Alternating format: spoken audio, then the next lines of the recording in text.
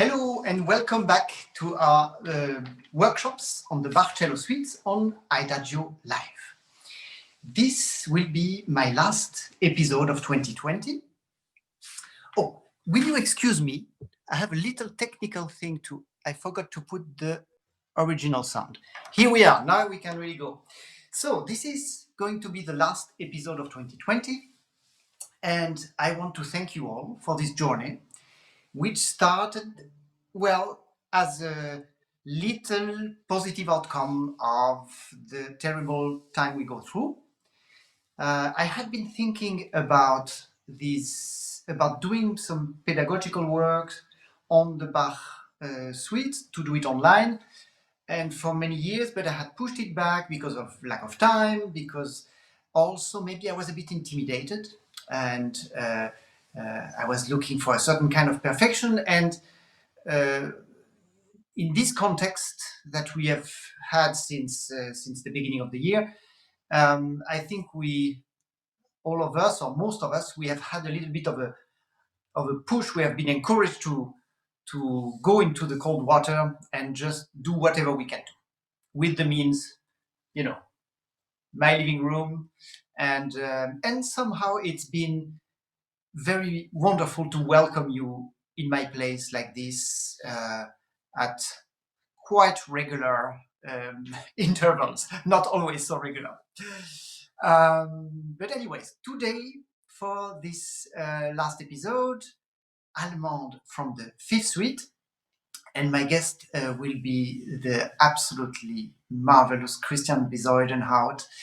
And he will tell us why he likes this Allemande from the Fifth Suite so much, particularly, because I can already tell you that most of my guests, they don't really say that I want to come for this movement or this movement.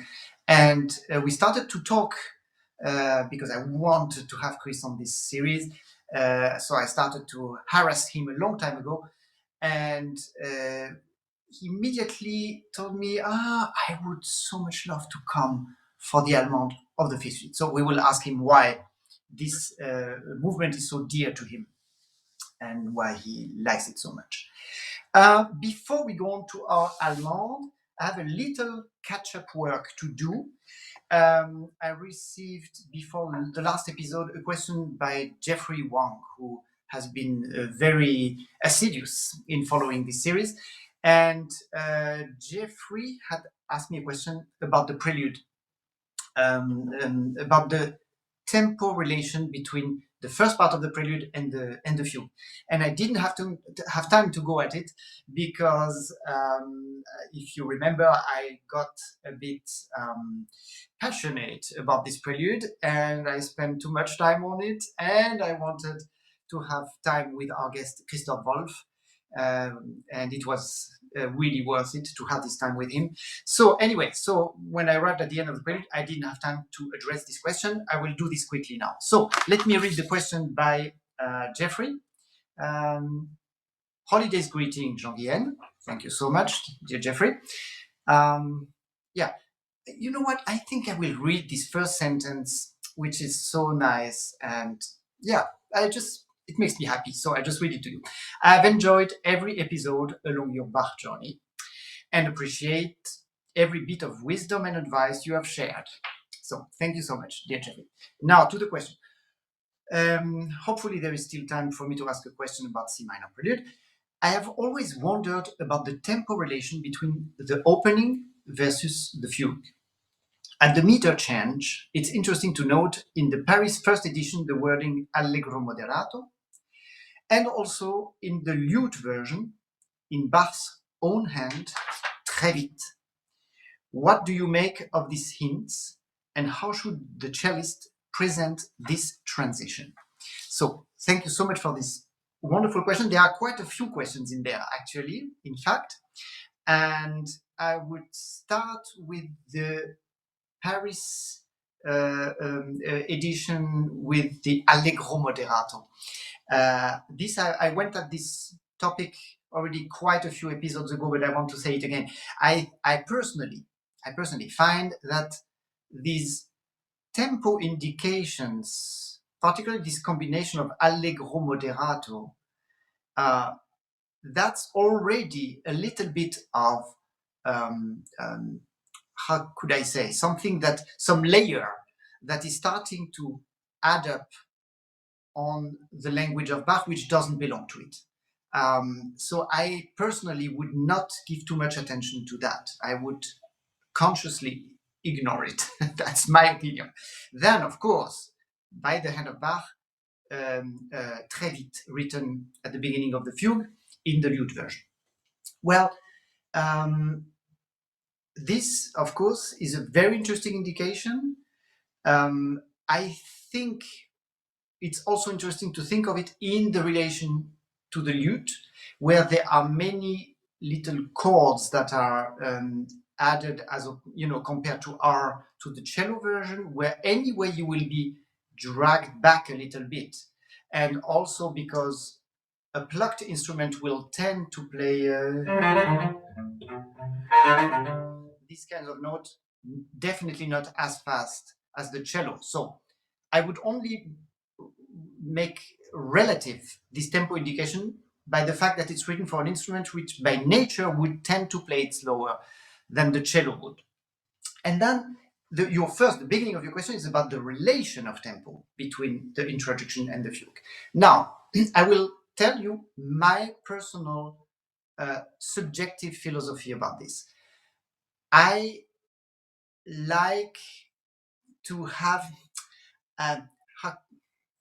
I like to think of the relation of tempo, but I also like each tempo to have its organic truth.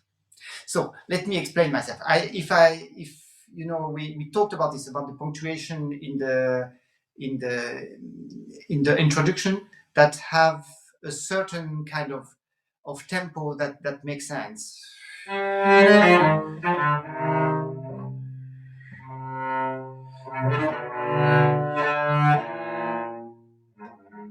So I think there is this thing here. If I try to think of a tempo relation, if I want to have a tempo relation which is really exact, the only option would be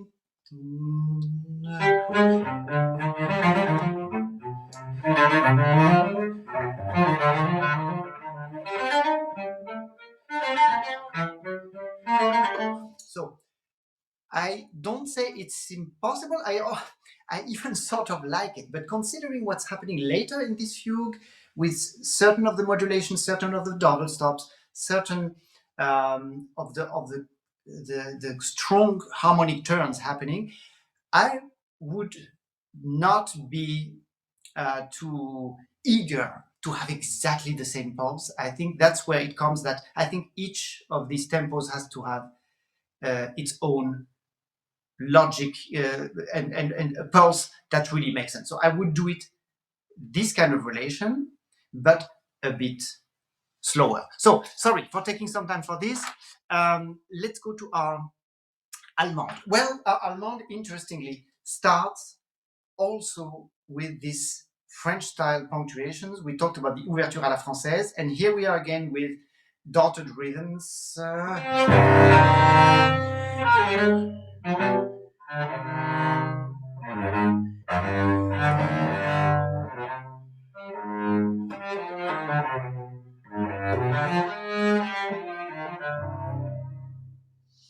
And so definitely Bach goes for this French style in this beginning of this suite, with the introduction and with this Allemande. And this is also something I will want to ask Kristian about, what his thoughts on this later on.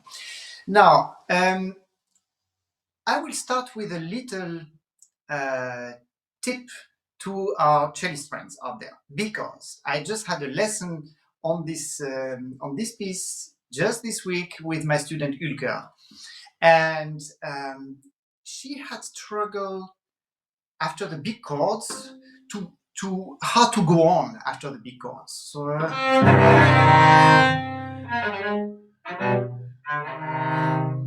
very often we get stuck at the tip of the bow, and then we want to come back to be at the right place in the bow. And this is one of the things that gets us often a little bit stuck, because then the chord stands by itself. I exaggerate. And then the music gets cut.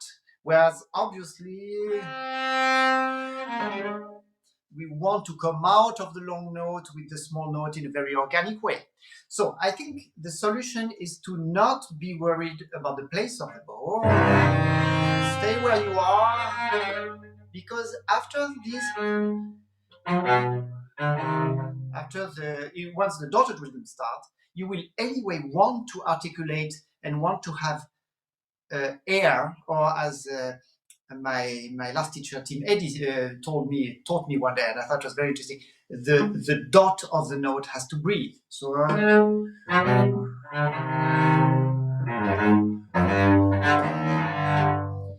one more thing I want to say about this beginning, and then we actually go into how this piece is constructed, is the upbeat.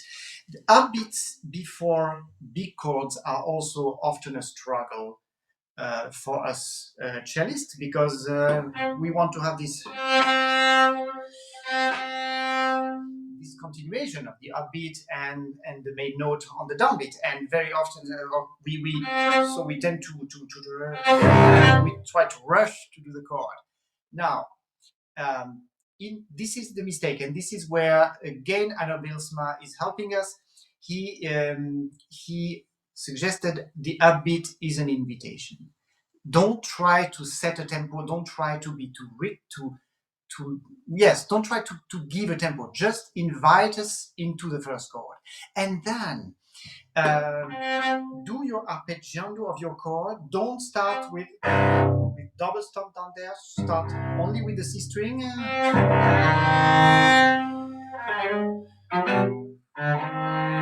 then you will be able to go on.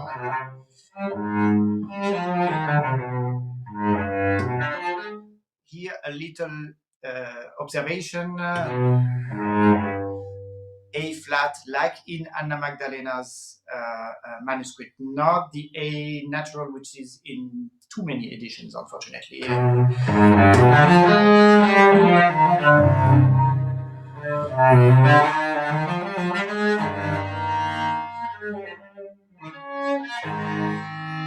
we start our modulations to go to first. We start by going to A flat major, and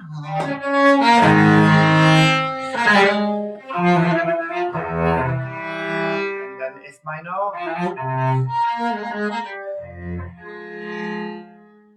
Now we start first an improvisation that brings us to E flat major, where we will stay for a while.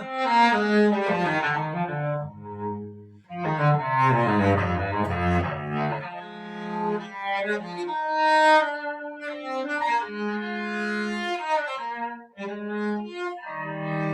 an extensive section of 4 bars were in E flat major, and now that's where there is a point that I want to make. That so this seems to be, our piece in C minor. That's our main key. So we expect to be at the end of this section either most probably in the dominant. We will finish this first section in the dominant, which would be G major, or the relative key, which is E flat major. And he just now gave a lot of importance to E flat major. So we sort of expect that after this there will be maybe a little bit again of something, but this will be our main key for the first part. So let me play that again.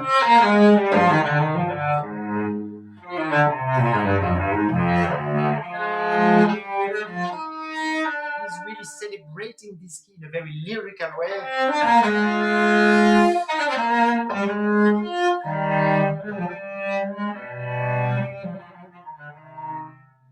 But he brought us back to C minor, which is something he does most of the time, that before finishing a section, he comes shortly back home saying, C minor, we know that's our home. And then in the moment we expect him to just finish in E flat major, he puts a sort of what I call a little prayer that leads us, that puts all this in question and brings us into G minor.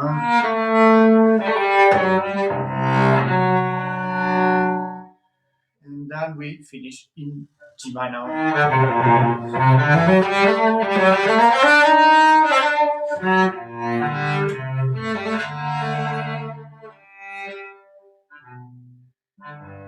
And the tierce Picard at the end, the B natural, which will also make it easier for us to come back to C minor. But see, that's something I find interesting. I don't know if you remember, in the prelude of the fourth suite, he also did something a bit similar, where in this E flat major suite, in the prelude, there was this very, very, very long section in G minor, and with only minor key melody, and only in the last minute we make our way back to our actual key of E flat major. Here it's not as extensive, but it's a little bit the same idea.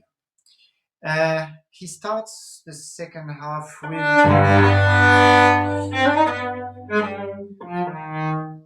our motive in a different key, in a different.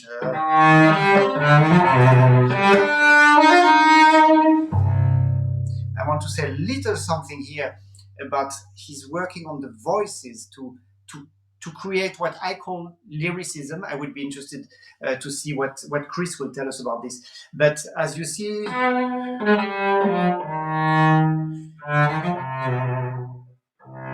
this is our bass line. This is our lower line.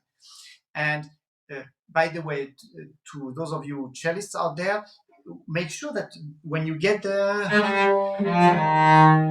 play this E flat, having this this line, this bass line that will go on later on, have it already in mind and in your soul, so that you will play that this is going to be your bass line. Because then when you add the other voices, then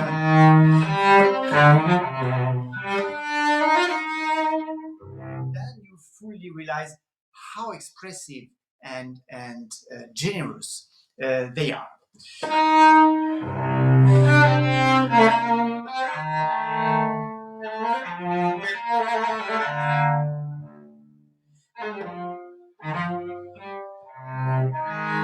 Now again, in a bit a similar way as in the first part, he brings us back to E flat major. Remember, which was this big chunk of E flat major we had in the first part. Well,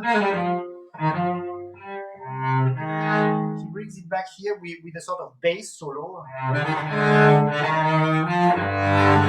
Wonderful dissonance.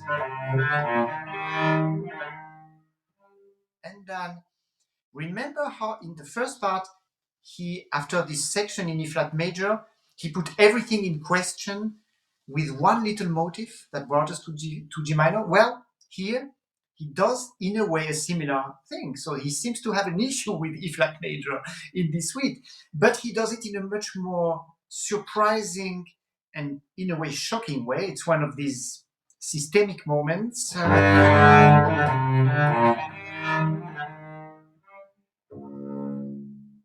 With this D flat at the moment where we expect anything but that, and then we are left there and saying, okay, what's this?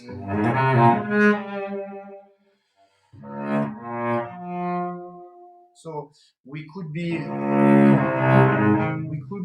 in E flat major, but in A flat major.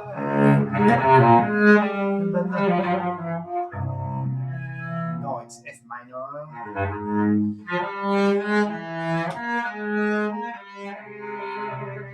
Which again, on the moment of the resolution of the cadenza, is put in question by the A natural.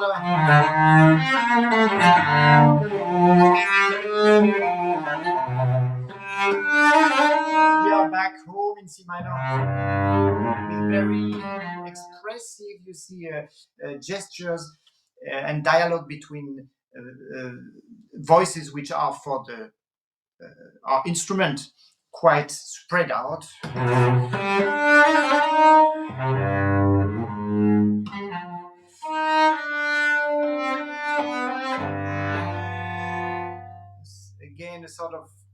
supplication maybe, and then a reflection on it, which is a sort of kind of improvisation.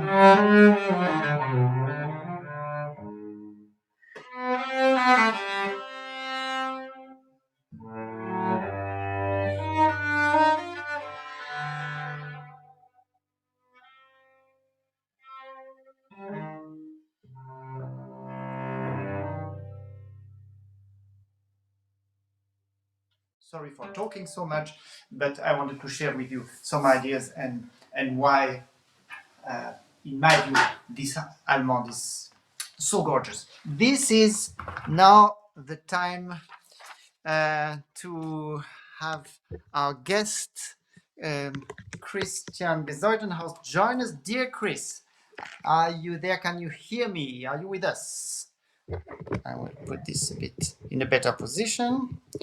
Dear Chris, can you hear me? Yes. Hello. Dear Chris, thank you so much for taking the time to be with us today. It's absolutely fantastic. So I will go straight to the question that has been going through my head in the last months already, since we have been talking about your coming here. What's so special about this Allemande? How much time do we have, Jean-Guihen? Just so I know. Just so yes. We have a good 20 minutes. Okay, fine, good. 20 minutes. Gosh, I mean, so many of the things that you've just brought up in that little 20-minute expose, exactly how I feel about the piece. Where to begin? This is such a remarkable suite for so many reasons. This is also such a remarkable movement, because I think one of the things that's always drawn me to this particular suite, the C minor, particularly the first two movements, well, the first three really, is this unbelievable saturation of kind of French style that is so prevalent in this piece. You know, we read liner notes for these suites and we get to the sixth and people always say, of course, the French overture, the French style. But the reason why I wanted to join you for this piece particularly is I'd like to talk more specifically kind of nuts and bolts about what I believe that means in Bach's mind, what he's evoking, what he's hoping to embody, portray with the choice of key, with the use of the solo instrument, but then conversely, the very specific narrative that he's mapping onto this piece with the use of these dotted rhythms, and particularly what the placement of this Allemande means in the course of the six, and how it differs, I think, so dramatically from the other Allemands in the six suites. So I don't know, I think maybe you should ask me questions, or I could just talk about what I think is happening here historically in a movement like this. But do you... I would love you to just go at it. Okay. I'm ready to just listen. God. Look, where to begin? You know, sort of 20, 30 years ago, there was this massive controversy about what it means to say that there's French influence in Bach. We understand, kind of historically speaking, that Bach is coming at a time and is sort of remarkable in the way that he can combine sort of the hyper energetic Italianate virtuosity and kind of extremity of the world of Vivaldi that was super prevalent at this time. I mean, Vivaldi was a hugely published composer and Bach knew his music super well. But then also this deeply French influence. And when I was kind of studying and practicing, I sort of thought to myself, you know, what is this French influence? Conceptually, I understand it. I understand that Bach knows about French music. That's very obvious. But what does it mean for a performer in the 1720s or 1730s to understand the French side of his character? And how do we bring that clearly to the fore in music that is undoubtedly French in its quality and character from a compositional perspective? But what does that mean for the performance practice? And so there's this comment in the obituary of 1754 where it's said that Bach had contact with the court musicians in Cello and that he apparently went to Celle and heard the court orchestra there, and that was a hugely influential time for him in the sense that he was getting first-hand knowledge of what it meant to dance French music with a French-inspired dance court orchestra at this provincial court in Celle.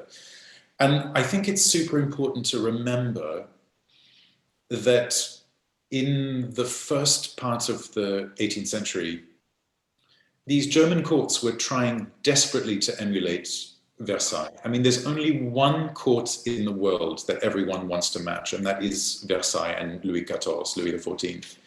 And, you know, Louis is still alive until 1715. I mean, this is like serious political influence. Germany is kind of ravaged after the 30 Years' War. They're desperate to come up with a way to sort of ennoble themselves, like bring up goodwill, civility, sophistication, a sense of, what did I write here? I just don't want to forget it because I read it somewhere and it was so good.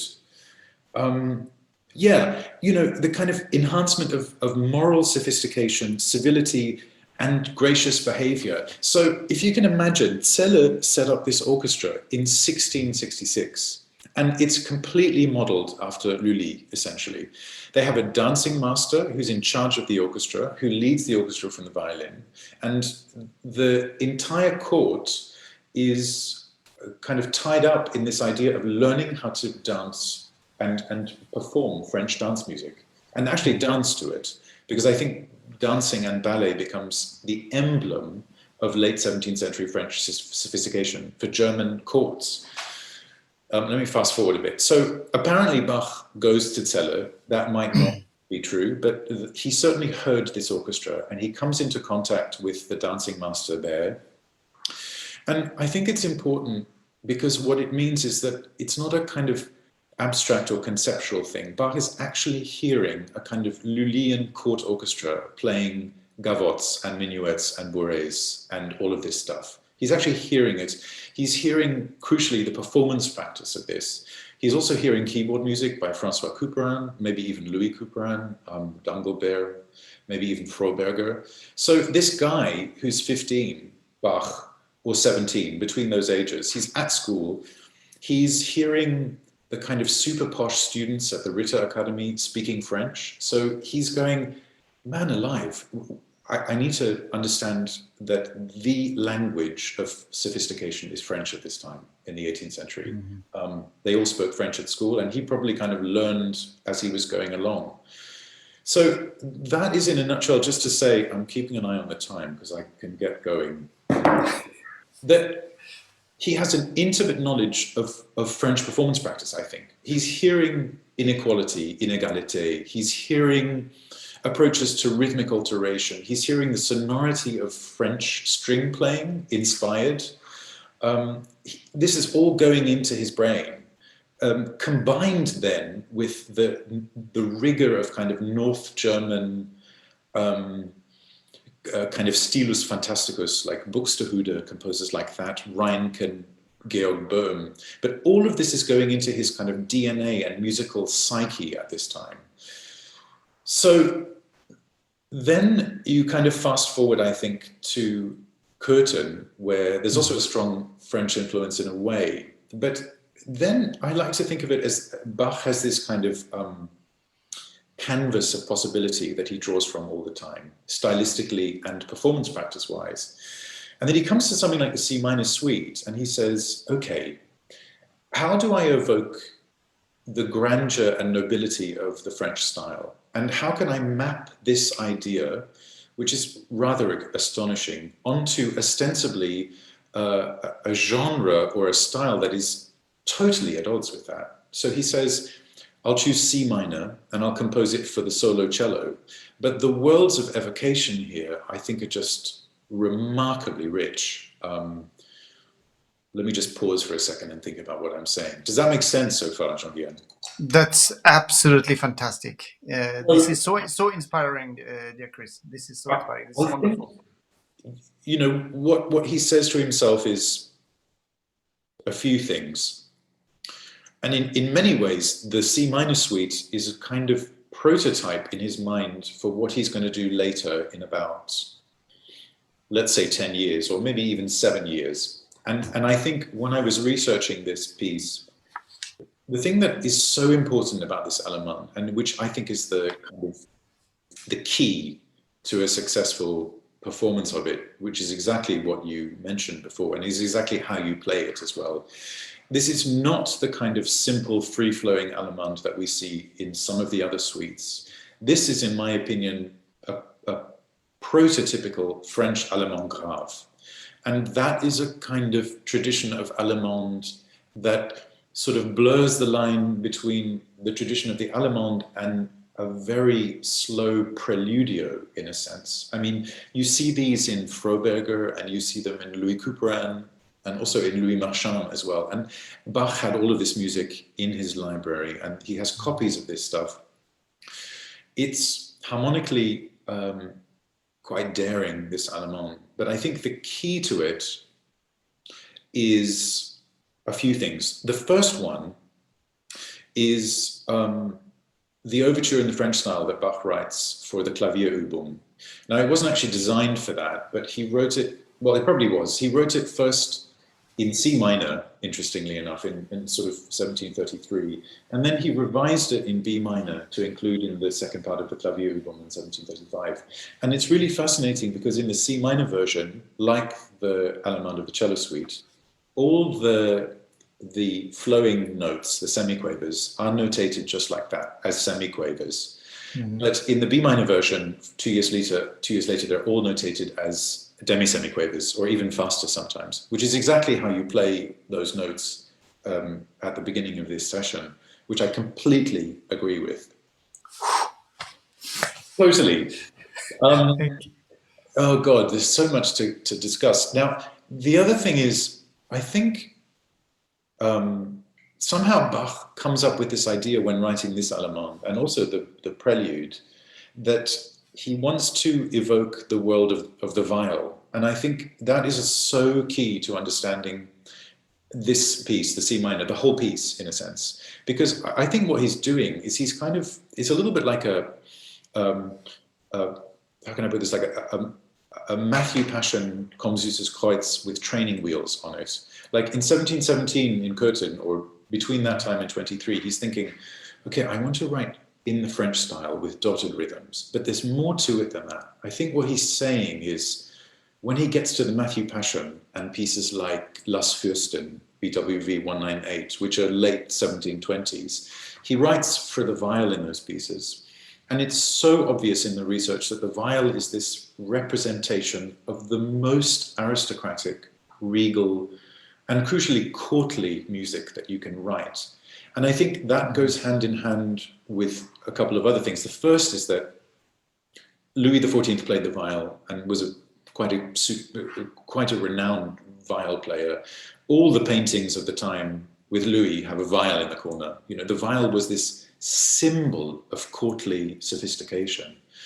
So then Bach does two things. He says, let me write for the viol, like in Komm süßes Kreuz, but let me also feature prominent dotted rhythms as another kind of tapping of the hat to the French style. And I think all of that is kind of in training in this Allemande of the C minor suite. Mm-hmm. So let me just make sure I'm not forgetting things. Oh, the other thing is, if Bach is writing with the viol in mind as a kind of conceptual aesthetic space in this C minor suite, then it also means that he's evoking these sort of pasted on narratives that we have in those pieces that have viol in them, like this very Lutheran idea of redemption through suffering, of grief and mourning, of this amazing German word that I never knew before today, of Sündenerkenntnis, this idea of the recognition of sin and the owning of sin.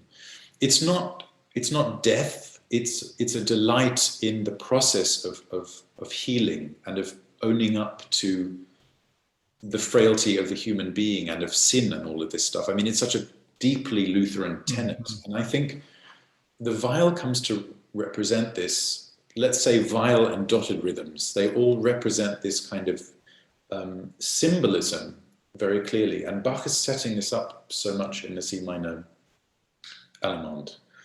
Is that helpful? Absolutely, it's fantastic, and I think it's.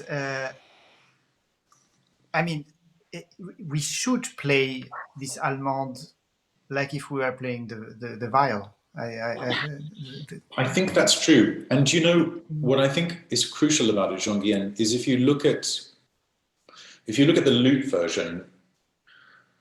That was the thing I wanted to say.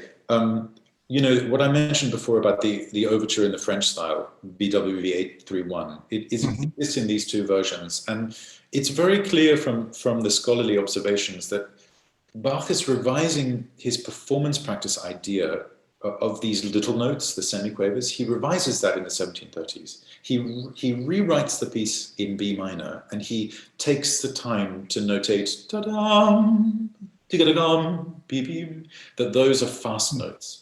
So I think he's either thinking one of two things. A, people don't know how to play the semiquavers when they're notated straight, or he wants to. So yes, he wants to make sure that people play it the right way. Possibly, it could be chicken and egg. It might go in the other direction. But, I think with this Allemande, the trick is to find a tempo that's not too fast, actually. I think from the lute version of this piece, it's very clear that he has a very rich conception of what happens between the beats. For example, there are places like, let me see if I can find one of them, where Bach will do things like this. So, like that place that you played close to the end of the A section, where we're going ostensibly to E flat major, Bach will do things like dum, bi-da-da-dim, bi-da-dum, bi-dum. He'll fill in steps of a third. That's bar 12, for example. He'll fill in steps of a third with demi-semiquavers. And I think the whole character of this Allemande needs to have this very interior, soulful, and I think quite a lot slower than what one would imagine in a piece like this. I think this is the kind of overdotting that has nothing to do with the public atmosphere of the French overture. And this is a curious piece because the prelude is one of those weird pieces that is simultaneously evoking the world of the French orchestral overture, but also in this super dark choice of C minor with octaves, you know, C octaves, and with the scordatura allowing you to play G octaves as well. So, like with everything with Bach, it's 4 or 5 things at the same time. It's a kind of evocation of the French overture, but it's also like trapped in some kind of dungeon, in a sense. It needs to be very interior and very personal and private. And that, I think, is also the key to this Allemande, that it needs to have this very, almost as if you're playing for yourself, and slow and very, almost improvisatory, I think. I think the fact that Bach found it suitable for the lute means that we should look to the Allemandes of the Weiss lute suites, which are incredibly long and kind of very much on the slow end of the spectrum, very dreamy, very searching, as if you're playing Komm süßes Kreuz from the Matthew Passion, but without any continuo and no singer, just a kind of very soulful, searching music, in a sense. I'm going to have a sip of my gin and tonic. Yeah. Wonderful. Oh, that's, you know, it's so amazing listening to you, Chris. I want to, when we hang up, I want to go to my cello and try this Allemande much slower and try to find everything you've talked about. Well, that was so fascinating. Unfortunately, we approach the end of our. Maybe I want to try, and please contradict me and tell me why I'm wrong. This thing about these slurred over note followed by the faster notes, where you said this French overture where there are two versions. The first version, earlier version with semiquavers, and the second version with he writes the same music with demi-semiquavers. Yeah. Couldn't one say also that? As you said, he might have observed that people would stubbornly play semiquavers when they saw the first version, and he was very annoyed by it, and then he had to put demi-semiquavers. But could it be that what we have to find is this organic flow that makes sense, that follows the voice, that follows the going out of the note, and that it's neither strictly semiquavers, neither strictly demi-semiquavers. And I want to just bring in connection with this something that came to my mind. In his double concerto, György Kurtág, there's this wonderful, that I don't know if you've played this, for piano, cello, and two orchestras. An incredible piece, an homage to Beethoven. And there is this one motif that goes, very Hungarian motif, that goes through the whole piece, which is this tatam, this short, long thing, very, very Hungarian. It goes through the whole piece, but in many different tempi, depending on where in the piece it comes. And then depending on that, he has to put it sometimes 16th note, dotted 8th note. Sorry, I'm talking now in this horrible or other language, because the other one is too much work for me. Or sometimes at some places he would put 32nd note and double dotted 8th note. But although it's obvious that he wants this motif to have its own logic independently of the pulse we are in. Absolutely. Does that can you agree with that? Or? I completely agree with that. Make me so happy. Makes me absolutely. So happy. And the thing about it is exactly what you say is right, in the sense that sometimes we have to find a way to play overdotted music a little bit less overdotted than we might normally. And that's actually very hard to do, I find. And as you say so well, it's a lot of a technical issue with feeling that one is in the right part of the bow, and that moment after the dotted note of recapturing, doing justice to the silence, but also keeping the shape of the long note intact. And I think exactly that about this Allemande, that the overdotting shouldn't be too aggressively overdotted. Yeah. But of course, as you say, that's also a big question of what the tempo is. And it's a shame that Bach doesn't fuss a little bit more about that, because I think this really is an Allemande grave in the tradition of like the Allemande in the D major keyboard partita. This is very slowly unfolding music. There's no kind of, I don't think this is one of those Allemandes that has this sort of jagged edges that we might see in it. I think it's much more,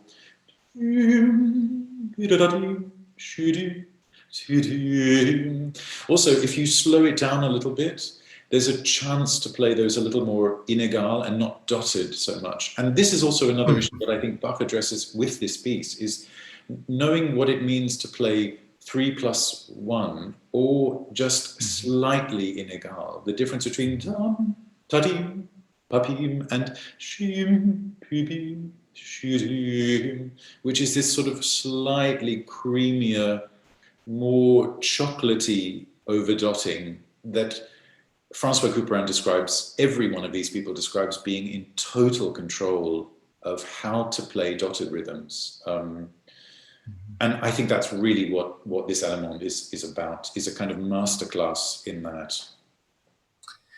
Thank you so much, dear Chris. What a privileged moment to have you here for taking the time. Thank you so much. Thank you. Everybody, Merry Christmas.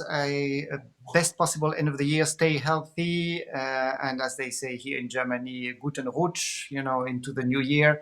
And see you beginning of January for the rest of the Bach suite. Bye-bye, Chris.